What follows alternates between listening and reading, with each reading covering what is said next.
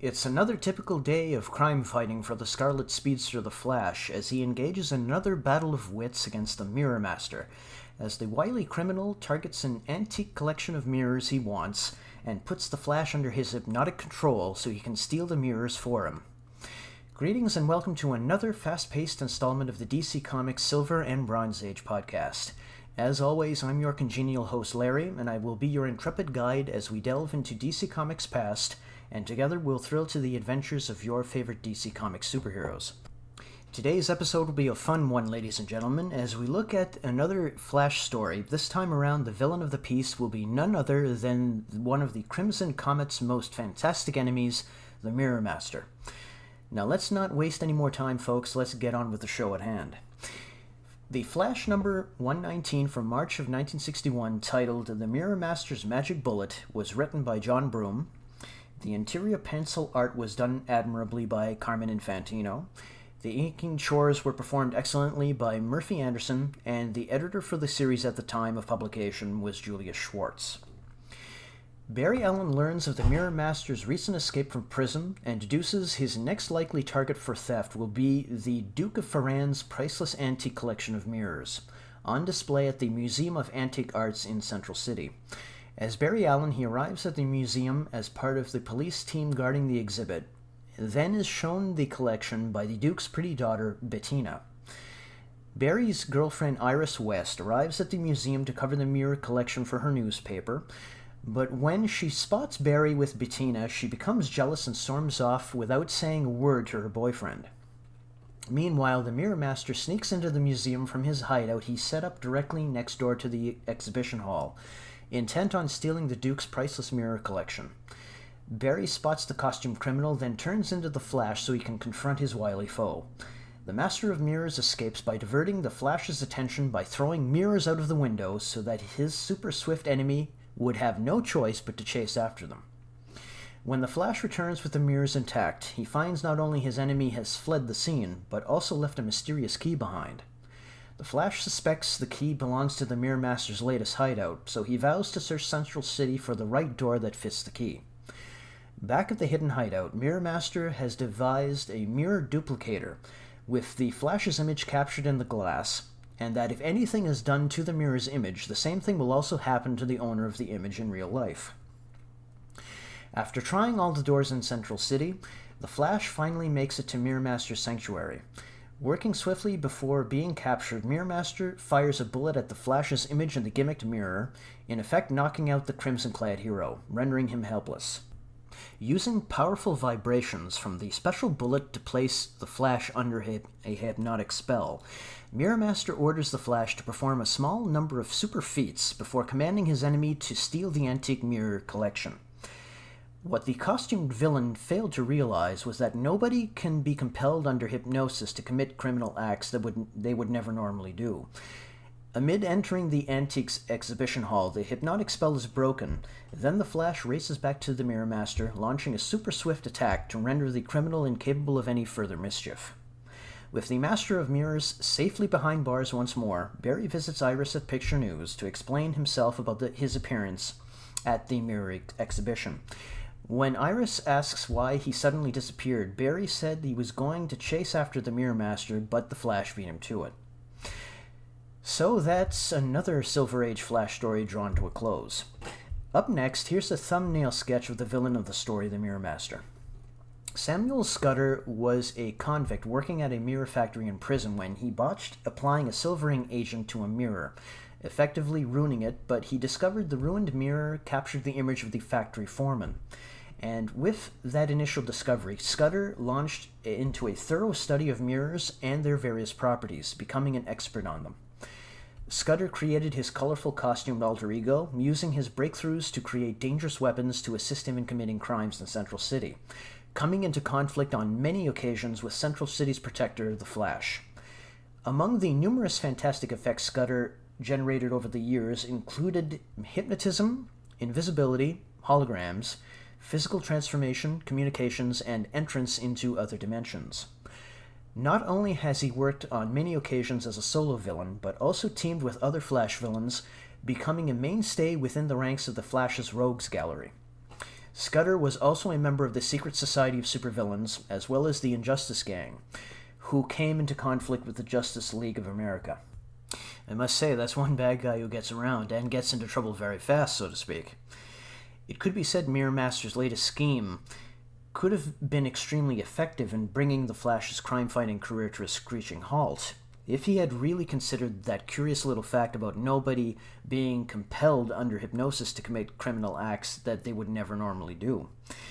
It's been a classic and somewhat overused cliché of fiction, particularly the action-adventure and supernatural genres, to have the dastardly villain try to hypnotize the stalwart hero into coming over to the dark side, if you will, bring him or her over to a life of crime and corruption. It has been reasoned numerous times that a hypnotized person cannot commit an unlawful act if said person does not have the latent criminal intent within them. Taking this explanation as a reasonable assumption, then why would any villain want to put their enemy under their sway if that was the case? Wouldn't that ultimately defeat the purpose of the bad guy's overall plans, am I right? Seems kind of silly in retrospect, right? One would have to suppose that all that convoluted rigmarole would be placed in narratives for dramatic effect. The good guy, through a tremendous act of willpower, breaks the hypnotic spell or pretends to go along with the bad guy just until the last part of the wicked plan is about to be put into effect, before getting its plug pulled for good. Yes, ladies and gentlemen, we've seen it countless times before, whether it was broadcast on the small screen, flash flickering on wide screens before audiences in a theater, or on the printed page. The result remains the same. Even if we can see the result from a mile away, we can still enjoy the hero giving the villain his justly earned comeuppance. Thus the reason why the cliché works. At least it does if it's used sparingly, and not as a narrative crutch. Of course, we know that hasn't happened. Has it, people? Here's yet another cliché that I've seen used frequently during DC Silver Age that's become old and busted over time. It's even crept into the Bronze Age from time to time, and that is the annoying girlfriend or potential love interest. Every one of you listeners are familiar with this bothersome specimen of the female supporting character, and unfortunately, Lois Lane is a prime example of the annoying supporting character during most of the Silver Age. She either wanted to drag Superman down the aisle to the altar, or when she became hot and bothered on numerous occasions about uncovering the Man of Steel's secret identity. And unfortunately, we see the annoying girlfriend playing itself out when Iris has to play to form as jealous girlfriend, all because her sweetheart Barry happened to be standing near another young woman. Iris turns into a complete bitch, storming off in a huff and not allowing poor Barry to get even a word of explanation. Sometimes it seems certain heroes in the DC universe during the Silver Age get saddled with significant others who are either flighty with their affections or end up running hot and cold needlessly. Curiously enough, and this has been brought up before in a previous podcast episode, married heroes don't seem to have this problem. For great examples, look no further than Ralph Dibny and Carter Hall. Come on, people, let's face it. The Elongated Man and Hawkman have pretty cool wives. In fact, Ralph's wife, Sue, goes along with his offbeat publicity-seeking antics whenever his twitchy nose detects another mystery. So I'd say Sue Dibny goes down as one of those rare examples of how a hero's wife can actually become an asset and not a damned liability. While we're still on the subject, can we talk for a moment about some of the other losers DC heroes have been saddled with over decades? Now, don't get me wrong here, okay? I like Lois Lane a lot, and she's great in the life of Superman, but please, I'm of two minds when it comes to that selfish broad, believe me, and especially in the DC Silver Age, and perhaps in the Bronze Age too. I mean, come on, folks. She ran hot and cold for years on end with Superman, and to a certain extent with Clark Kent as well. What a bunch of unadulterated horseshit that was. Not until Superman, aka Clark Kent, and Lois Lane finally tied the knot. And you know what? It did her a world of good to become fully immersed in the Man of Steel's world, believe me. To finally get the damned point about why he's Earth's protector. Now, this has been a bone of contention with me, especially with where Lois and Superman is concerned, because she whined and cried, though, about him not having enough attention for her. Oh, why'd he have to run off again? It's because he has to go and take care of some disaster, you stupid bitch. I mean, fuck, come on, will ya? And please don't get me started with Jean Loring, Ray Palmer's girlfriend. Oh, for God's sake. Now that flighty floozy just played poor Ray Palmer for a complete sucker, always giving the excuse that she wasn't ready to commit to him whenever the poor bastard would offer yet another marriage proposal to her. Wow. Some prize she was, huh, folks? Fucked around on him behind his back years later when their marriage was on the skids, then went completely off the rails years later after that, becoming a killer of Sue Dibney, no less, so that the law had to toss her crazy ass into the nut house, for Christ's sake. Yeah, I suppose, another time, another place, right? You know, come to think of it, the Cape Crusaders didn't have such women trouble like that. Oh, wait, scratch that, folks. They actually did.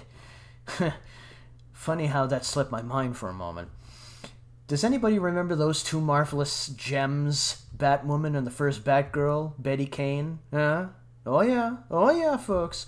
Those two lovesick dopes were all over Batman and Robin like soggy wet blankets, and their appearances in the Bat titles didn't do a damn thing sales-wise whenever they showed up. That pair of grade A winners were about as welcomed and useful in the dynamic duo's lives as an attack of crotch rot. Phew. Well, okay, that's rant time over, ladies and gentlemen. Back to normal programming, or whatever the hell I'm doing right now, that is. Alright, now we've come to that time in the program where we get into the notable events section. And so here is the rundown of the events for March of 1961. Alright, so up first is March 1st, obviously. President of the United States John F. Kennedy established the Peace Corps by Executive Order 10-924. March the 2nd, Algerian nationalist leader Ferhat Abbas announced in Rabat, Morocco, that the FLN had agreed to French President Charles de Gaulle's proposal to begin peace talks on Algerian independence. By then, the Algerian War was in its 7th year. Also on that day, Congolese soldiers killed 44 civilians in the city of Uluyaburg, now Kananga, capital of the Kasai province. Also, 22 underground coal miners were killed in an explosion at the Viking Coal Company near Terre Haute, Indiana. March the 3rd, the U.S. Air Force successfully launched the first of its economy rockets, the RM-90 Blue Scout II, designed to put payloads into space at a lower cost. Also on that day, Elsie Mae Batten, a 59-year-old shop assistant and wife of famed sculptor Mark Batten, was found stabbed to death with an antique dagger at the London Curiosity Shop where she worked. Her killer, Edwin Bush, was the first British murderer to be caught by the use of the identikit facial composite system. March the 4th, the Soviet Union made its first successful test of its V-1000 anti-ballistic missile system, proving that it could intercept an intercontinental ballistic missile. The ICBM, an R-12 Divina, referred to by NATO as the SS-4, was fired from the Kapustin Yar in the southwestern region of Russia. Also, former U.S. President Dwight D. Eisenhower became once again a 5-star general, as an act of Congress restored him to his former rank of General of the Army. Also, the centennial of the presidential inauguration of Abraham Lincoln was observed with a reenactment at the east front of the U.S. Capitol. A crowd of 20,000 people watched, twice as many as had witnessed the actual event in 1861. March the 5th, at a press conference in Andrews Air Force Base, spokesman for the U.S. Air Force Research and Development Command announced that they had developed an atomic clock, quote, so accurate that its biggest error would not exceed 1 second in 1,271 years, unquote. and at 61 pounds, light enough that it could be used on aircraft in place of the existing system of crystal oscillators. March the 7th, the successful test firing of the engines of a Titan I missile as it stood inside the underground SLTF Silo Test Launch Facility at California's Vandenberg Air Force Base demonstrated that a missile could be successfully fired from within a missile silo. March the 9th, Sputnik 9 was launched by the USSR from Baikonur LC-1 carrying Ivan Ivanovich, a dummy cosmonaut, the dog Chernushka, mice, and a guinea pig. The spaceship made several orbits of the Earth at an average altitude of 135 miles, then was recovered. NASA spokesman George M. Law said that the test showed that the Russians were about ready to put a man up. March the 10th. The first definite proof that a signal could be sent to Venus and returned to Earth using radar astronomy was made by the Jet Propulsion Laboratory. Transmission was sent from the Goldstone Tracking Station in California at a 2,388 megacycle frequency, traveling 35 million miles to Venus and back again to Earth in a little more than 6 minutes. On March the 11th, plans for an invasion of Cuba were presented by CIA official Richard M. Bissell Jr. for the approval of President Kennedy.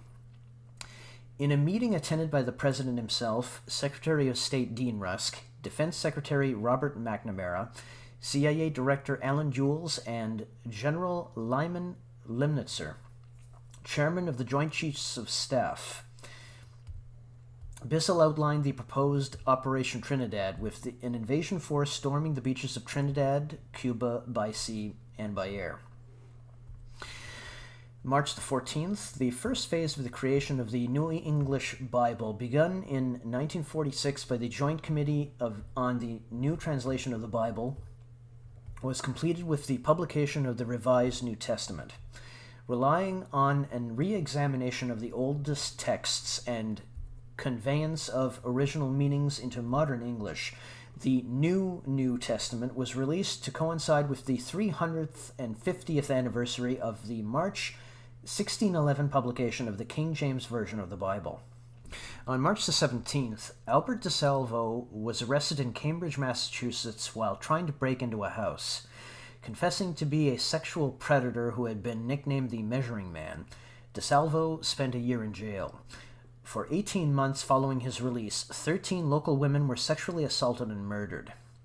DeSalvo, arrested later in 1964, confessed to being the Boston Strangler. March 21st, the Beatles, John, Paul, George, and Stu, who is Stuart Sutcliffe, began the first of nearly 300 regular performances at the Cavern Club in Liverpool. Sutcliffe left the band 3 months later. Continuing with Ringo Starr, the group's final appearance at the Cavern Club was on August the 3rd, 1963. March the 23rd, the Soviet Union lifted censorship restrictions for foreign news correspondents that had been in place since 1917. Except for 2 occasions in 1939 and 1946, non-Soviet reporters had been required to have their dispatches reviewed before transmission. Also on that day, an American C-47 transport plane with 8 men aboard disappeared over the war-torn nation of Laos after taking off from Vientiane toward Saigon. The U.S. Air Force did not announce the incident until 2 days later. The sole survivor, Major Lawrence R. Bailey Jr., was captured and became the first American POW of the Vietnam era. He would be released on August 15, 1962. On March 24th, a Mercury Redstone BD rocket was launched from Cape Canaveral, Florida, on one final test flight to certify its safety for human transport. As with earlier Soviet tests, the American space capsule carried a test dummy.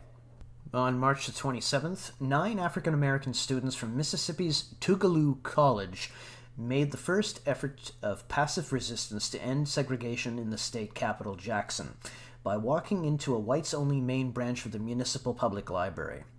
After beginning the read-in, the students declined to leave and were arrested by police. The next day, black students from Jackson State College marched to the city jail to protest the arrest of the Tougaloo Nine, and more demonstrations followed. On March the 30th, the Single Convention of Narcotic Drugs was signed at New York City. The pact entered into force on December the 13th, 1964, and now applies to 149 nations. Also, on that day, actor Ronald Reagan gave a speech entitled Encroaching Control to the Phoenix Chamber of Commerce. This speech was considered by some historians to be his finest and the moment his political career truly began. Now, on the entertainment front, the year 1961 was yet another great year for Hollywood, giving the movie-going public what they want, and that is great films to watch. With Disney Pictures becoming a major entertainment force to be reckoned with, not only as an animation studio, but also putting out a number of live-action films as well. Once again, I'm fairly certain most of you listeners will recognize some of the classics I'll be mentioning in the top-grossing list of the year. So, in starting and descending order, along the way up to the number 1 spot for the top films in 1961, we have number 10, Poor White Trash from CDA United Artists. Number 9, King of Kings from MGM. Number 8, La Dolce Vita from Astor AIP. Number 6, The Parent Trap from Disney Pictures. Number 5, The Absent-Minded Professor, also from Disney Pictures. Number 4, El Cid from Allied Artists. Number 3, The Guns of Navarone from Columbia. Number 2, West Side Story from United Artists.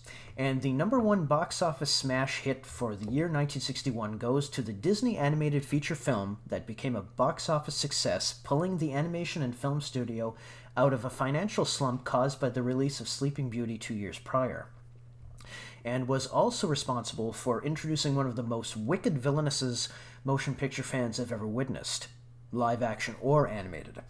Her name being, of course, Cruella de Vil.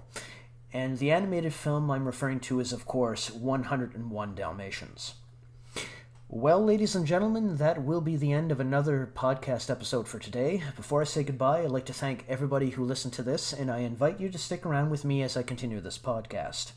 If you would be so kind, please like and subscribe to the channel for more episodes, and if you have any comments or suggestions, please feel free to post them in the comments section below. It would be greatly appreciated. So until next time, everybody, this is Larry, aka the Charming Curmudgeon. So long for now.